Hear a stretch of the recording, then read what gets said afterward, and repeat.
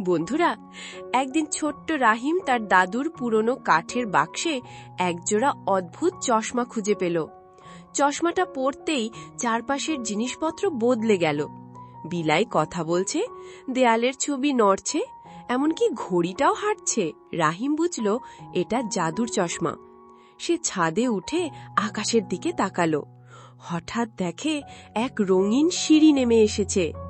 সিঁড়ি বেয়ে উঠে সে পৌঁছে গেল এক মেঘরাজ্যে, যেখানে সব মেঘ ছিল নরম তুলোর মতো, আর প্রতিটি মেঘে থাকত এক একটি গল্প। কিন্তু একটা মেঘ হঠাৎ করে কালো হয়ে চিৎকার করে উঠল, তুমি মানুষের রাজ্য থেকে এসেছো, ফিরো। এরপর কি হলো তা জানার আগে, যদি তুমি তোমার মাকে ভালোবাসো তাহলে আমাদের সাকুনের চ্যানেলটাকে সাবস্ক্রাইব করে দাও।